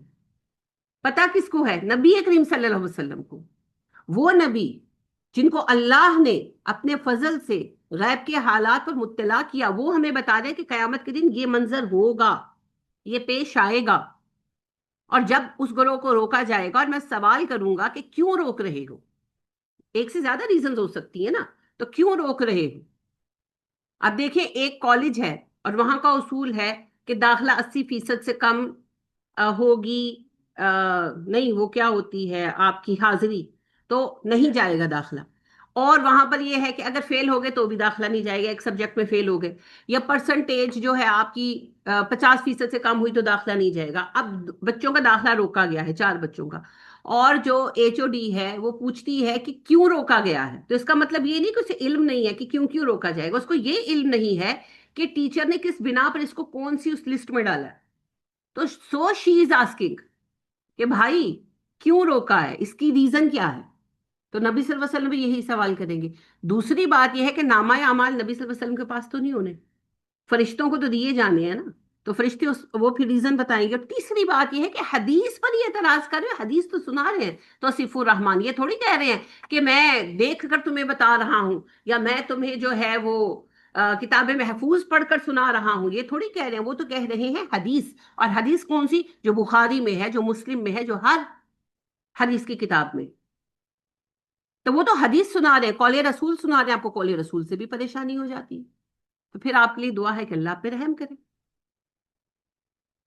تو بدت ایسی مصیبت ہے جو حوض کوثر سے روک دی، تو پھر بدت کا رد کتنے بڑے اجر کا باعث۔ رہ گئی یہ بات کہ جی عبادت ہی کر دینے نا، تو عبادت صرف وہ ہے جو نبی صلی اللہ علیہ وسلم نے سکھا دی، باقی کوئی چیز عبادت نہیں۔ اور جہاں تک یہ بات ہے کہ ایس بہانے جاگ لیندے نے، جس کو عبادت کے لیے بہانا چاہیے تو وہ نہ کرے، ہے نا؟ عبادت کے لیے بہانا نہیں، عبادت کے لیے شوق چاہیے ہوتا ہے۔ ابدیت شوق کی چیز ہے، بہانے کی تھوڑی۔ بہانا کیوں چاہیے؟ شوق کے ساتھ جاگیے، محبت کے ساتھ جاگیے، بہانوں کی کیا ضرورت ہے؟ اور شوق کا راستہ ہے تہجد کا راستہ، سارا سال جاگیے بھائی، اٹھیے اور تہجد ادا کیجیے۔ تو یہ شارٹ کٹس ہیں بیسیکلی، جو اسلام میں نہیں۔ اب جہاں تک بات ہے یہ جو شعبان کا مہینہ ہے، تو شعبان کے مہینے میں کوئی ایسی عبادت نہیں رکھی گئی جو نبی کریم صلی اللہ علیہ وسلم سے ثابت ہو، ٹھیک ہے؟ کوئی ایسی عبادت نہیں ہے، یہ جتنی باتیں ہیں خود ساختہ ہیں، ساری ساری عبادتیں خود ساختہ ہیں۔ جتنے آپ کو پتا ہے، وہ یاد ہوگا آپ کو، میرے بچپن میں، آپ کے بچپن میں، وہ ایک کتاب آیا کرتی تھی، فری بانٹی جاتی تھی، فضیلت کی راتیں، فضیلت کی راتیں فری بانٹی گئی ہے، وہ بڑے سال فری بانٹی گئی ہے، اور میں اس بندے کے لیے دعا کرتی ہوں جس نے ان کو نکالا اور پہلی بار بانٹا، پھر لوگ اپنے مرحومین کے سال ثواب کے لیے بانٹتے رہے، تو بدعت کو عام کرنے میں کتنا پیسہ لگایا بیچاروں نے۔ تو یہ جو ہے نا، معذرت کے ساتھ اس کی کوئی حقیقت نہیں ہے، اس کی جتنی روایتیں تھیں زیادہ موضوع تھی، زیادہ موضوع تھی، ان کے وہ جو یہ نفل پڑھو، وہ نفل پڑھو، ایسے پڑھو، سب خود ساختہ من گھڑت روایت۔ ٹیچر جی آج کل تو یہ واٹس ایپ پہ یہی چیزیں بانٹ رہے ہیں، یہ رات آنے والی یہ دیکھیں پتہ ہے کیا ہے، جو واٹس ایپ یونیورسٹی ہے نا، اس کا تو علم ہی نہیں لینا چاہیے۔ یہ بہت ساری باتیں ابھی دیکھیں، جیسے ہندو کہتے ہیں خلا میں جاؤ تو اوم کی آواز آتی ہے، مسلمان کہتے ہیں خلا میں جاؤ تو اللہ کی آواز آتی ہے۔ آواز کیسے آتی ہے؟ آواز جو آپ سنتے ہیں یہ کیسے ٹریول کرتی ہے؟ جو آپ کی ساؤنڈ ویو ہے یہ کیسے ٹریول کرتی ہے؟ ہوا میں کرتی ہے۔ خلا میں ہوا ہے، اینن کڑی آواز آندی ہے۔ یہ جی سورج کی آواز ہے نا، وہ اس پہ آیا ہوتا ہے، یہ سورج کی آواز ہے، یہ جی بلیک ہول کی آواز ہے۔ او بھائی، بندہ بندے کی آواز، خلا میں ہوا نہیں ہے، آواز کہاں سے آپ لے کر آئیں گے؟ اور انسان کی کے کان ایک خاص لیول کی ساؤنڈ سن سکتے ہیں، اس سے کام نیچے کی ساؤنڈ تو ویسے نہیں سن سکتے، لہٰذا ہمیں چونٹیوں شونٹیوں کی آوازیں سنائی نہیں دیتی۔ تو فضول باتیں۔ تو یہ جو واٹس ایپ یونیورسٹی ہے، فیس بک یونیورسٹی ہے، اس کو بالکل فالو نہ کریں۔ کوئی بھی بات آپ کے سامنے، بھی کل کسی نے مجھے، آپ نے شاید مجھے حدیث بھیجی تھی، یقین کریں نمبر ہی غلط، حدیث صحیح تھی، وہ مجھے پتا تھا، لیکن میں ہمیشہ چیک کرتی ہوں، اب میں چیک کروں تو حدیث ہی نہ نکلے، میں نے کہا حدیث تو صحیح ہے، پھر میں نے خود سے ڈھونڈا اور اس کا پھر نمبر صحیح نکالا، حدیث صحیح تھی، ریفرنس غلط تھا۔ تو میں تب تک سیکنڈ نہیں کرتی، کیونکہ انسان ہے، ہو سکتا ہے میں بھول جاؤں، وہ حدیث غلط یعنی کہ ضعیف ہو اور میں اس کو صحیح کہہ دوں، تو میں نے کہا حدیث تو صحیح ہے، حدیث تو میرے علم میں ہے کہ یہ صحیح ہے، لیکن یہ ریفرنس کیوں غلط آ رہا ہے؟ پھر میں نے اس ریفرنس کو چھوڑا، اچھا پھر مزے کی بات، پھر میں نے جا کے پہلے نیٹ پہ دیکھا، وہاں جو ریفرنس آ رہا تھا وہ بھی غلط آ رہا تھا، حدیث صحیح ہے مگر ریفرنس غلط ہے۔ میں نے کہا اچھا کوئی بات نہیں، حدیث صحیح ہے، میں ڈھونڈ دوں گی۔ پھر میں نے میرے پاس ایپ ہے، اس میں احادیث کی کتابیں ہیں، تو میں نے پھر اس میں کتاب الدعا کھولی، اور پھر میں نے اس میں حدیثیں پڑھی، اور مجھے پتا تھا کہ اس میں یہ ہے، تو پھر میں نے اس کا صحیح نمبر نکالا۔ تو اس حد تک یہ لوگ غلط کرتے ہیں تو ان کو بالکل بلائنڈ فالو نہ کریں، بالکل بلائنڈلی فالو نہیں کریں، ہمیشہ ہر چیز کی تحقیق کریں، ڈبل چیک کریں، اور اس کے بعد جب آپ کو شرح صدر ہو جائے کہ جو یہ فرما رہے ہیں وہ درست ہے، پھر اس کو آگے لے کر چلے۔ دین کے معاملے میں بھی، دنیا کے معاملے میں دنیا کے معاملے میں بھی جھوٹ بولتے ہیں، یعنی آپ دیکھیں کتنی ہی چیزیں ہوتی ہیں کہ وہ جیسے کوئی آپ کو کوکنگ ہیک بتائیں گے اور آپ وہ کریں گے تو ساری چیز ستیاناش ہو جائے گی. تو بہت سارے جھوٹ ہوتے ہیں، صرف دین میں نہیں، دنیا میں بھی جھوٹ بولتے ہیں، ایسے کر لو ویسے کر لو، فلانا کر لو ڈمکانا کر لو، اور وہ ستیاناش ہو جاتی ہیں چیزیں. تو ہر چیز صحیح نہیں ہوتی، لہٰذا پہلے چیزوں کو ویریفائی کریں پھر آگے بڑھیں. تو بالکل بکواس باتیں ہیں جی، فیک انفارمیشن پھیلانا. اور لوگوں کو یہ چیزیں اچھی لگتی ہے نا، کہ سارا سال تو میں نے کچھ کیا نہیں، تو اب میں ایک رات جاگوں اور میرے اگلے پچھلے گناہ معاف ہو جائیں. اچھا، اس کا بھی راستہ ہے، گناہوں کی معافی کا راستہ تو ہے نا. نماز توبہ 2 رکعت، نبی صلی اللہ علیہ وسلم نے فرمایا جس سے بڑا گناہ ہو جائے، گناہ کبیرہ ہو جائے، اس کو چاہیے وضو کرے، کھڑا ہو، 2 رکعت نماز توبہ پڑھے، اللہ سے معافی مانگے، اللہ معاف کر دیں گے. مگر اگلے معاملات ٹھیک کرنے ہوں. یہ نہیں ہے کہ میں پھر دوبارہ وہی کرتوت گھولنے لگوں جو میں پہلے گھول رہا تھا. اس کا کوئی راستہ اسلام نہیں دیتا. گناہ پر مداحنت اسلام ایکسپٹ نہیں کرتا، چاہے وہ گناہ چھوٹا بھی ہو، وہ بڑا ہو جائے گا. جو نبی صلی اللہ علیہ وسلم نے کہا نا، گناہ اور بیماری کو حقیر نہ جانو، وہ یہی ہے. چھوٹی بیماری آپ توجہ نہیں دیں گے، بڑھ جائے گی، ہے نا. اور چھوٹا گناہ آپ توجہ نہیں دیں گے، بڑا ہو جائے گا. ہاں، ہر گناہ کی معافی ہے، ہر لمحے معافی ہے، ہر لمحے. اگر نواز شریف صاحب معافی مانگنا چاہیں اللہ سے تو معافی ہو جائے گی، ہو جائے گی. پر پھر اپنے معاملات درست کرنے پڑیں گے. سب کے لیے راستہ ہے جی، سب کے لیے راستہ کھلا ہے، مگر پھر باقی زندگی میں تقویٰ اختیار کریں. تو اس کے لیے شارٹ کٹ نہیں ہے اسلام میں، کوئی شارٹ کٹ نہیں.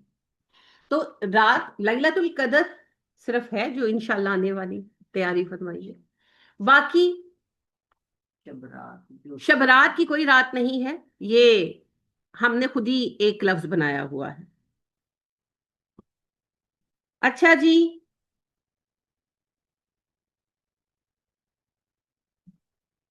سورہ دخان آپ کو پتا ہے قرآن مجید کی عظیم سورت ہے، اور اس میں لفظ آیا لیلہ مبارکہ، جس سے لے کر ان لوگوں نے علیحدہ ایک کہانی جو ہے نا وہ بنا لی ہے. اللہ فرماتے ہیں سورہ دخان کی آیت نمبر 3 ہے. آیت نمبر 2 میں اللہ کہتے ہیں والکتاب المبین، یہ ایک روشن کتاب ہے، انا انزلناہ فی لیلۃ مبارکہ، ہم نے اسے بابرکت رات میں اتارا. تو لیلہ مبارکہ. اب انہوں نے بعد میں، بہت بعد میں، یہ کوئی صحابہ کا قول نہیں، بہت بعد میں انہوں نے کہا کہ جی یہ لیلہ مبارکہ سے مراد ہے شب رات. اچھا، قرآن کی پہلی تفسیر کس سے ہوگی؟ قرآن سے. دوسری ہوگی حدیث سے، ٹھیک ہے نا. اب قرآن کی پہلی تفسیر قرآن سے، تو قرآن کیا کہتا ہے؟ شہر رمضان الذی انزل فیہ القرآن. تو جس مہینے میں قرآن اترا وہ مہینہ کون سا ہے؟ رمضان. تو پھر شب رات تو نہیں ہو سکتی لیلہ مبارکہ. پھر اللہ جی لیلہ مبارکہ کون سی ہے؟ تو اللہ کہتے ہیں انا انزلناہ فی لیلۃ القدر، ہم نے اسے لیلۃ القدر میں اتارا. تو لیلہ مبارکہ کون سی ہوئی؟ رمضان کی لیلۃ القدر. اور نبی اکرم صلی اللہ علیہ وسلم نے بھی وضاحت فرمائی کہ مجھ پر پہلی وحی جب اتری اقرا بسمی، تو وہ رمضان کی 21ویں رات. سمجھ گئے؟ تو لیلہ مبارکہ کون سی رات ہے؟ لیلۃ القدر. اور لیلۃ القدر کتنی ہے؟ 5، پانچوں لیلۃ القدر ہیں بھائی، کیونکہ آپ کو اجر ملے گا لیلۃ القدر کا. پہلی لیلۃ القدر 21، دوسری 23، تیسری 25، چوتھی 27 اور پانچویں 29. پانچوں راتوں میں آپ کو لیلۃ القدر کے لیے جاگنا چاہیے. جو پانچوں راتوں میں جاگے گا اسے لیلۃ القدر مل جائے گی. اس میں نیت بھی ایڈ ہونی چاہیے. ہاں، نیت تو لیلۃ القدر کی ہونی چاہیے. باقی یہ ہے کہ جس نے عبادت کی، قیام اللیل کیا، فرض کریں کہ اس نے نہیں بھی سوچا کہ آج لیلۃ القدر ہوگی یا نہیں ہوگی، لیکن لیلۃ القدر ہے تو لیلۃ القدر ہے. دیکھیں نا، جو عرفہ میں چلا گیا حاجی ہو گیا، بالکل اسی طرح جو لیلۃ القدر میں کھڑا ہے عبادت کر رہا ہے تو اسے لیلۃ القدر مل گئی. تو پانچوں راتوں کا اہتمام کریں. بدل کر کیوں آتی ہے؟ میں یہ مانتی ہوں امت کے لیے اجر بڑھانے کے لیے. جو 5 راتیں کھڑا ہوا نا اور اس نے ہر رات یہی نیت باندھی یہ میری رائے ہے کہ اللہ جی مجھے لیلۃ القدر عطا کرے، تو اللہ اجر دیتے دیتے نہیں تھکتے. تو میں مانتی ہوں اللہ اسے 5 راتوں میں لیلۃ القدر کا اجر دیں گے، کیونکہ اللہ کو پتا ہے کہ ان کی عمریں کم ہیں اور ان کی ہمتیں بھی کم ہیں اور وقت بھی بہت تیز ہے. تو میں تو اسے اسی شکل میں مانتی ہوں، یہ آزمائش نہیں، عنایت ہے. اور قرآن اترا لیلۃ القدر میں، شب رات کی ایسی کوئی فضیلت نہیں. ٹھیک ہے. اور یہ جو کہتے ہیں کہ شب رات کی رات میں فرشتوں کو دے دیا تھا اور پھر جو ہے وہ جو جبرائیل نے نبی صلی اللہ علیہ وسلم پر اتارا تو وہ لیلۃ القدر میں اتارا، یہ صرف بیکار کی بات ہے، کیونکہ نبی کریم صلی اللہ علیہ وسلم نے کوئی ایسی بات ہمیں نہیں نا بتائی. تو دیدی یہ کیوں پیش آئی، کیوں لوگ اس چیز کو مانتے ہیں کہ شب رات یہ دن آئے گا؟ میں آپ کو عرض کر تو رہی ہوں کہ جھوٹی روایات کی بنا پر، جھوٹی روایات کی بنا پر. کیونکہ آپ دیکھیے کہ جو ہے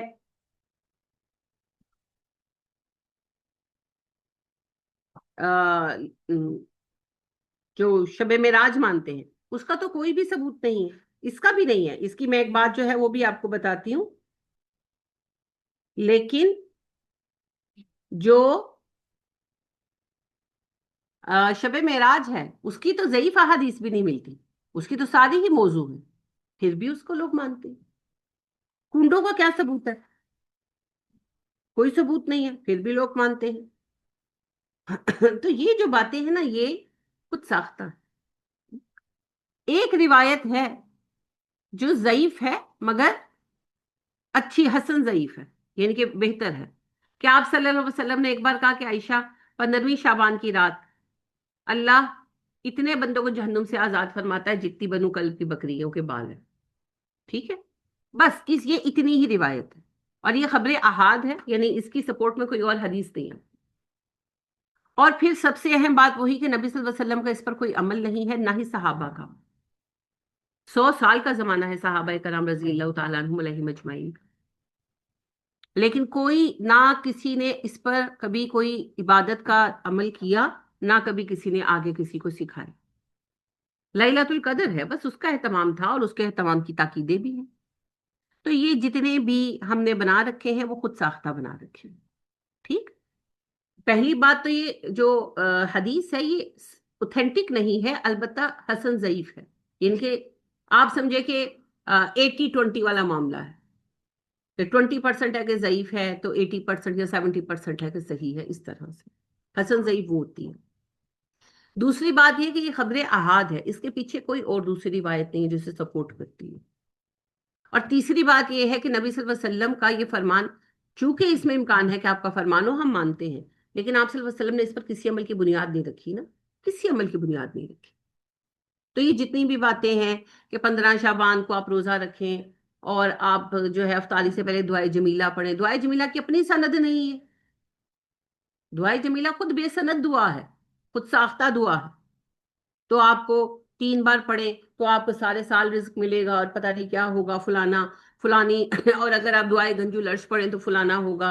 اور اس رات میں یہ دعائیں بے سند ہے.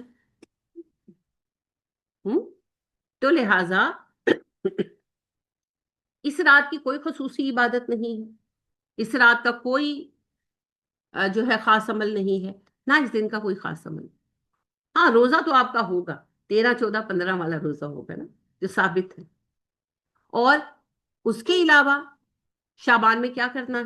میکسیمم روزے رکھیں.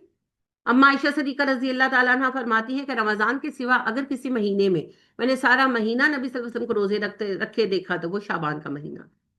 آپ صلی اللہ علیہ وسلم شعبان کا چاند دیکھ کر روزے رکھنا شروع کرتے اور اسے رمضان سے ملا دیتے. اور آپ نے ہمیں حکم بھی دیا کہ شعبان میں کثرت سے روزے رکھو، ہاں آخر میں کم کر دو.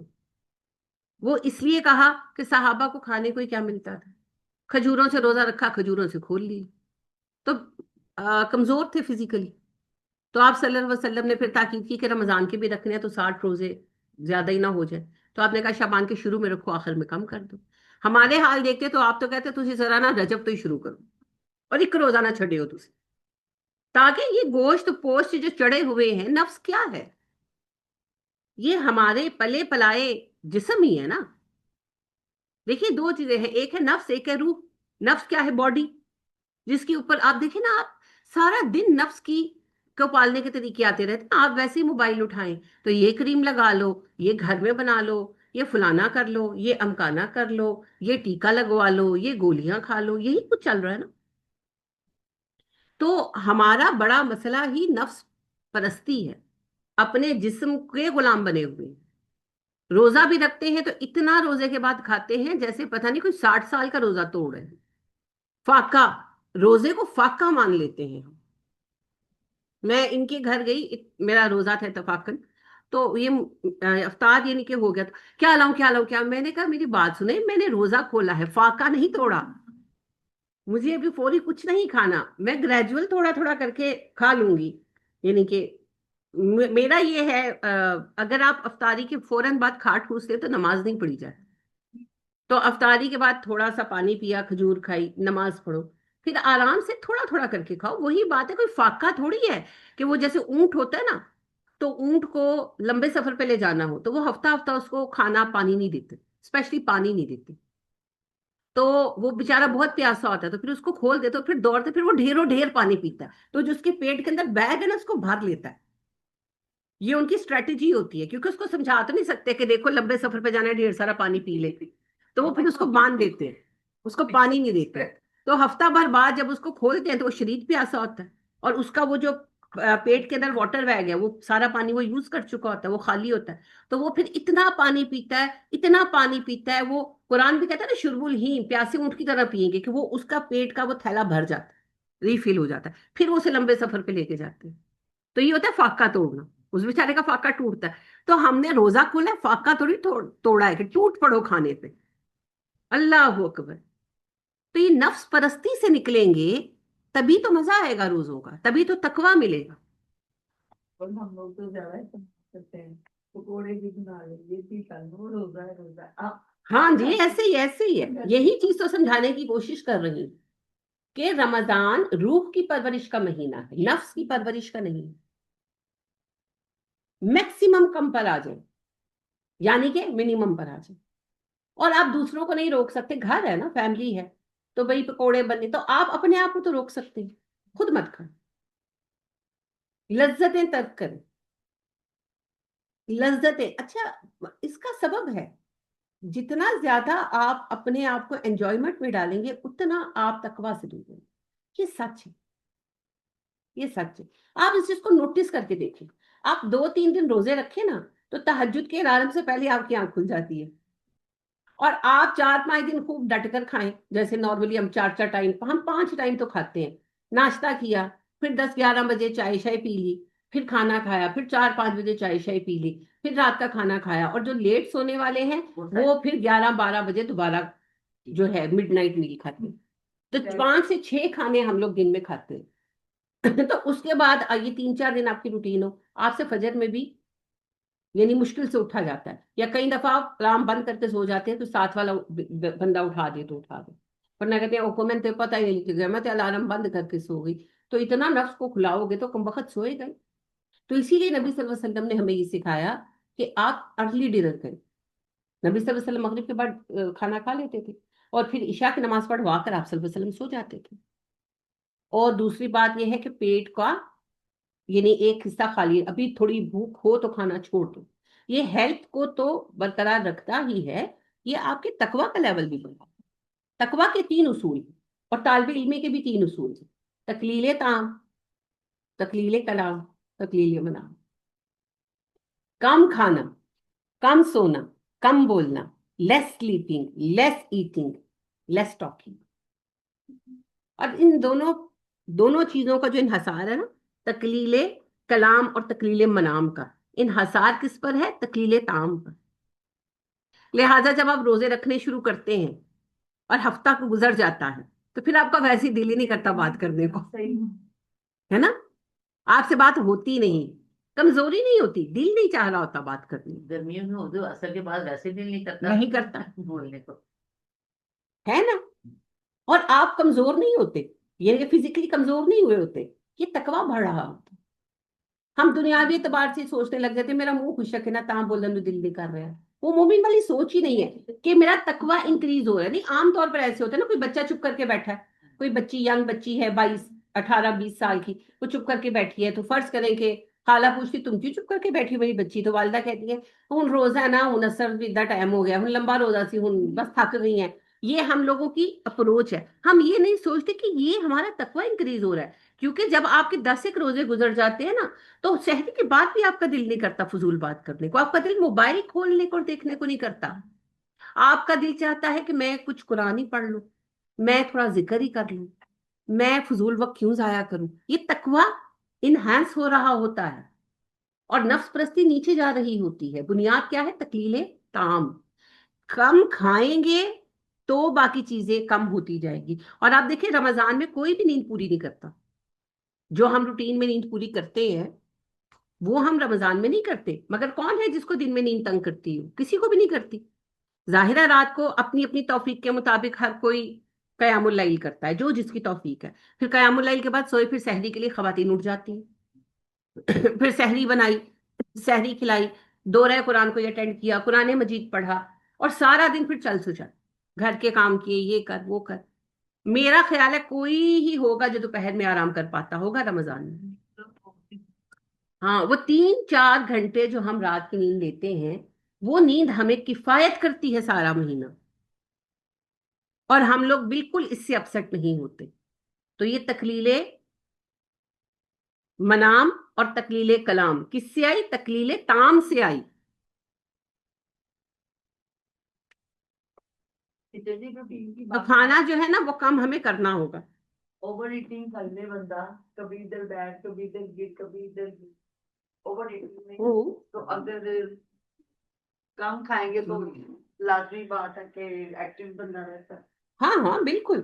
اور اب تو بہت زیادہ ڈاکٹرز بھی, آپ کو پتہ ہے نیوٹریشنسٹ اور سب, وہ کہتے ہیں آپ کچھ نہ کریں, آپ 2 کھانوں پر آ جائیں, اور باقی پھر آپ منچنگ بھی نہ کریں اور اسنیکنگ نہ کریں, تو آپ کا ویٹ کم ہوگا, تو فلانا ہوگا, تو ڈھمکانا. تو یہ تو ہمارے نبی نے ہمیں سیدھا اصول دیا ہے. جنت میں کتنے کھانے ہوں گے؟ 2. ہاں, آپ پیسے دے دے کے نیوٹریشنسٹ بتا رہے ہیں تو وہ صحیح ہے, اور جو دین بتاتا ہے تو وہ ہمیں عجیب لگتا ہے. جنت میں بھی 2 کھانے ہوں گے بھیا. ایک اور ڈش بنا لیں, تانے ملتے ہیں, برکت ہی ختم ہو گئی. برکت نہیں, اس افطاری کا مطلب ہی 8-10 چیز کانسیپٹ ہے نا. ٹھیک ہے, ہم اپنے بڑوں کو تو اب چینج نہیں کر سکتے, یا شوہر بھی بڑے ہیں نا, رتبے میں بڑے ہیں, اب ان کو تو نہیں بدل سکتے, لیکن اپنے بچوں کو تو بدل سکتے ہیں. لہٰذا ان کو یہ بار بار بتائیں کہ بیٹے مجبوری میں کر رہے ہیں, ہم یہ سب کرنا نہیں چاہتے, تو آپ لوگ چینج ہو جائیں. زندگی کھانے کے لیے نہیں ہے, اور رمضان تو اسپیشلی نہیں ہے. سادگی کے ساتھ چلیں, سادگی کے ساتھ چلیں, تو اللہ پاک آسانیاں دے گا. تو شب برات کچھ نہیں ہے, البتہ شابان میں آپ روزے رکھیں جتنے رکھ سکیں. اور ایک اور کام کریں, قیام اللیل کی عادت بنا لیں ابھی سے. عشاء کے بعد بے شک 2 رکعتیں پڑھیں. ایک تو یہ آپ کو برکت دیں گی, قیام اللیل کی برکت, سبحان اللہ. اور دوسرا یہ آپ کو رمضان کے لیے تیار کر دیں گی. تو ابھی سے قیام اللیل کا معمول بنا. 15 شعبان کے بعد گزرے گا. جی جی بالکل رکھ سکتے ہیں. نبی اکرم صلی اللہ علیہ وسلم تو پورا مہینہ رکھتے تھے. البتہ آپ صلی اللہ علیہ وسلم نے یہ کہا امت سے, یہ کہا صحابہ سے کہ تم لوگ شعبان میں کثرت سے روزے رکھو. ہاں, آخر میں نہ رکھو تو بہتر ہے. اور میں نے آپ کو کہا نا اس کا سبب ان لوگوں کی فزیکل کنڈیشنز تھی, تو اس پر ممانعت نہیں ہے. تاکید آپ نے یہ فرمائی کہ کمزور نہیں ہونا, بیمار نہیں ہونا, اصل مقصد رمضان ہے. تو شعبان میں اتنا کام نہیں کرنا کہ آپ رمضان جاتا رہے. جیسے یہ ہماری بہن جو ہیں ماشاءاللہ بہت جذبہ ہے ان میں, لیکن ان کی فزیکل ہیلتھ اتنی اچھی نہیں ہے, تو انہوں نے مجھے کہا کہ شعبان ہے تو میں نے یہ والے روزے رکھنے ہیں. تو میں نے ان کو کہا کہ اتنے رکھنا جو سہولت سے رکھ سکو, وہ نہ ہو نفل کے چکر میں فرض سے جاتے رہو. فرض رمضان ہے. تو اگر کوئی بیمار ہے, اگر کسی کو کوئی تکلیف ہوتی ہے, کسی کو شوگر کا مسئلہ ہے, کوئی مسئلہ ہے, روزے سے وہ انکریز ہو جاتا ہے, کسی کو میگرین کا مسئلہ آتا ہے, کچھ بھی, تو پھر وہ اس کے اعتبار سے دیکھیں. کیونکہ اصل بات کیا ہے, رمضان فرض ہے, تو نفل کو پاتے پاتے فرض کو ضائع نہیں کر دیں گے. بس یہ اصول ہے. باقی آپ پورے شعبان کے روزے رکھیں گے تو کیا ہوگا؟ سنت پوری ہوگی. ٹھیک ہے، تو دونوں چیزیں آپ کے لیے جائز ہیں. چاہیں تو آپ شروع شعبان کے روزے رکھیں، ہر شعبان میں چھوڑ دیں. ہمت اور توفیق ہو تو پورے شعبان کے روزے رکھیں. تو شعبان کے کرنے کے کام کیا ہیں؟ روزے کثرت سے رکھیں، قیام اللیل کی عادت بنائیں، اور حسب توفیق صدقہ کریں. بے شک ویکلی کریں کہ اللہ جی رمضان بھرپور گزرے، برکت والا گزرے. میرے لیے آپ نے خصوصی دعا فرمانی ہے کیونکہ اس دفعہ یونیورسٹی بھی آن ہے. پیپر تو رمضان سے پہلے ختم ہو جائیں گے، لیکن یونیورسٹی سے میں بہت اپسیٹ ہوئی ہوں کہ یعنی میں ایکسپیکٹ کر رہی تھی کہ کم از کم اسلامک ڈپارٹمنٹ والے تو خیال کریں گے. تو یہ جو بات ہے نا کہ جی روزہ کوئی یونیورسٹی آنے سے نہیں روکتا، ہاں روزہ یونیورسٹی آنے سے نہیں روکتا، پر یونیورسٹی روزے کے تقویٰ کو بہت خراب کر دیتی ہے. کیونکہ ظاہری بات ہے آپ کا جانا آنا، تھک جانا، اور پھر جو بھی ہے یونیورسٹی میں آپ جا کر دنیا ہی میں پڑھتے ہیں تو بڑا فرق پڑ جاتا ہے. تو میں آئی وش کہ یہ آف ہوتا. اس میں سیلیوٹ کرتی ہوں عربوں کو کہ اس گئے گزرے حال میں بنا رمضان وہ اپنے گھروں میں گزرواتے ہیں. یہ بہت ان کی خوبی ہے. ٹائم بھی بڑا آواز آ رہا ہے، ٹائم بھی نہیں انہوں نے چینج کرنا. اور دورہ قرآن بھی انشاءاللہ 2 ہے، تو آپ نے دعا کرنی ہے کہ بس آسانی ہو جائے، اور اللہ کرے کوئی میڈ میرے لیے ارینج ہو جائے. میں کہہ رہی ہوں 2 ماہ کے لیے کوئی ہو جائے کہ فروری مارچ نکلوا جائے. تو دیکھیں اللہ خیر کرے. آسانیاں اللہ کی طرف سے ہے نا. اللہ جس کو چاہتا ہے آسانی دیتا ہے. تو اللہ پاک سے آسانی کی دعا ہے. کیسے مانگتے ہیں آسانی کی دعا؟ مل کر کبھی دعا پڑھا کریں. آپ لوگوں میں بالکل اتفاق نہیں ہے. ربی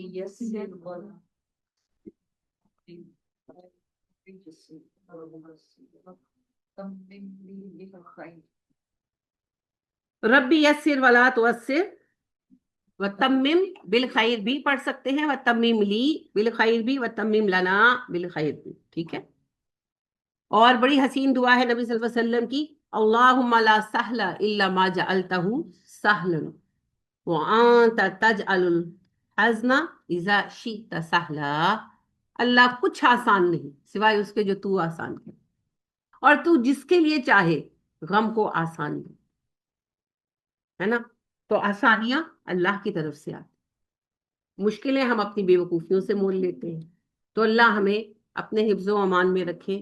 اللہ آپ کو بھی اپنے حفظ و امان میں رکھے. میں آپ لوگوں کو بہت انرجیٹک دیکھنا چاہتی ہوں، بہت جذبے میں دیکھنا چاہتی ہوں. میں چاہتی ہوں کہ آپ کام کریں اور نظر آئے، اللہ کی نظروں میں بھی آئے. اور آپ لوگ ہمیشہ نہ گڑ گوبر کر دیتے ہیں. بہت دعا مانگتی ہوں میں آپ لوگوں کے لیے. تو اپنے آپ کو جگائیں، کام کریں. ایک ہی زندگی ہے، زندوں کی طرح جئیں، پھر تو ماری جانا ہے نا. تو اپنے کوئی نشان باقی چھوڑ کر جائیں، اور یہ بے بسی اپنے اوپر سے اتار دیں. یہ دعا مانگا کریں علیحدہ. ویسے تو یہ پوری دعا ہے، اللہم انی اعوذ بک من الہم والحزن واعوذ بک من العجز والکسل واعوذ بک من الجبن والبخل واعوذ بک من غلبۃ الدین وقہر الرجال. مگر الگ یہ ایک جو اس کا حصہ ہے، اللہم انی اعوذ بک من العجز والکسل، سستی اور بے کسی. میں تو کچھ کر ہی نہیں سکتا. دیکھیں بلال رضی اللہ تعالیٰ عنہ، ہمارے پیارے بلال، شدید محبت ہے مجھے بلال سے. آپ دیکھیں ان کی ہمت، ان کی جرت، کیا تھے وہ انسانی اعتبار سے؟ کیا تھے؟ غلام تھے نا. ان کا ذاتی کیا کوئی اختیار تھا؟ نہیں تھا نا. مگر انہوں نے ہار مانی. جب انہوں نے اسلام قبول کیا ہے، ان کو نہیں پتا تھا کہ کیا صورتحال پیش آئے گی. پورا پتا تھا. جب نبی اکرم صلی اللہ علیہ وسلم پہلے آپ کو پتا 2.5 سال آپ صلی اللہ علیہ وسلم خاموشی سے تبلیغ کرتے رہے. بلال تو شروع دن میں ایمان لے آئے تھے، بالکل آغاز میں. تو بلال خاموش رہے. جب آپ صلی اللہ علیہ وسلم نے اناؤنس کر دیا تو سب نے اپنے اپنے غلاموں کو دھمکیاں شمکیاں دی. ان کو پتا تھا کون کون جا کے ملتا ہے، پتا تو تھا سب کو. تو صفوان نے، امیہ بن خلف باپ تھا، امیہ نے آ کر دھمکی دی کہ خبردار اگر کوئی گیا محمد کے پاس ہے، اس کی بات سنی صلی اللہ علیہ وسلم. تو حضرت بلال نے کہا میں تو ایمان لا چکا ہوں، میں تو مانتا ہوں محمد اللہ کے رسول ہیں. حالانکہ وہ چاہتے تو چھپا سکتے تھے نا، اللہ نے الاؤ کیا تھا. مگر انہوں نے کہا جب اللہ کے نبی صلی اللہ علیہ وسلم الل اعلان تبلیغ فرمانا شروع ہو چکے ہیں، تو میں الل اعلان فالو کروں گی. میں ایمان لایا ہوں. اور آپ کو پتا ہے پھر انہوں نے کیا کچھ کہا؟ انہوں نے تو یہ نہیں کہا کہ میں غلام ہوں، میں کیا کر سکتا ہوں، میں تو بیٹھا رہتا ہوں، جب حالات بہتر ہوں گے پھر میں بتاؤں گا میں مسلمان ہوں. انہوں نے ایسا نہیں کیا. انہوں نے بتایا اور پھر انہوں نے فیس کیا، جو کچھ گزرا اس کو فیس کیا. اور وہ کوئی آسان معاملہ نہیں تھا، وہ کوئی آسان معاملہ نہیں تھا، مگر انہوں نے فیس کیا. اور انہوں نے کہا، اور یہی اسلام کی جسٹ ہے، کہ امیہ نے کہا کہ تم میرے غلام ہو. انہوں نے کہا ہاں میں تمہارا غلام ہوں، پر تم میرے جسم کے مالک ہو، میرے روح اور میرے دماغ کے نہیں. میرا روح اور میرا دل آزاد ہے، اور وہ صرف اللہ کے غلام. میں تمہاری خدمت کروں گا، تمہارے کام کروں گا، لیکن میرا ایمان کیا ہوگا، میں عبادت کس کروں گا، یہ تم ڈیسائیڈ نہیں کرو گے. پھر آپ کو پتا ہے جو گزرا. پھر ابو بکر صدیق رضی اللہ تعالیٰ عنہ نے ڈبل سے بھی زائد قیمت دے کر بلال کو آزاد کروایا. تو کیا آپ حضرت بلال سے زیادہ بے بس ہیں؟ یہ کون سی اندیکھی زنجیریں ہیں جنہوں نے آپ کو جکڑا ہو؟ یہ نفس ہے، یہ شیطان کا مغالطہ ہے. میں تو بے بس ہوں، میں تو کچھ نہیں کر سکتی. کیوں؟ آپ تو آزاد ہیں، آپ کیوں کچھ نہیں کر سکتے؟ ان زنجیروں کو کون توڑے گا، کون کاٹے گا؟ آپ خود کاٹیں گے. عورتیں تو دنیا بدل سکتی ہیں جی، اور بدلی ہے عورتوں نے. تو یہ بے بسی کی کہانی ختم کریں. کوئی بے بس نہیں ہے، کوئی بھی بے بس نہیں ہے دنیا. اور آپ یقین کریں کہ اللہ کے سامنے یہ عذر نہیں چلے.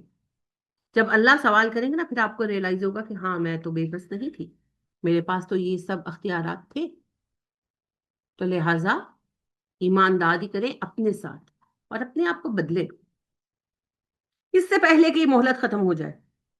اثر تو ہو گئی زندگی کی، ہے نا؟ تو کیا پتا کب اللہ کے چل بی بی ٹائم از اپ. پھر تو اس سے پہلے اپنا کام کریں. اللہ پاک آپ کو توفیق عطا کرے. خدا تجھے خدا تجھے کسی طوفان سے آشنا کر دے کہ تیرے بحر کی موجوں میں اضطراب نہیں. تجھے کتاب سے ممکن نہیں فراخ کہ تو کتاب خواں ہے مگر صاحب کتاب.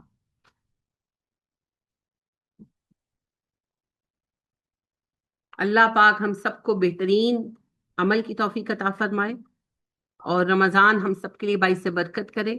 رمضان کے لیے ہمیں بہترین تیاریوں کی توفیق عطا کرے. اور رمضان شہر المواسات ہے، تو اللہ اس میں ہمیں ایک دوسرے کے کام آنے کی بھی توفیق دے.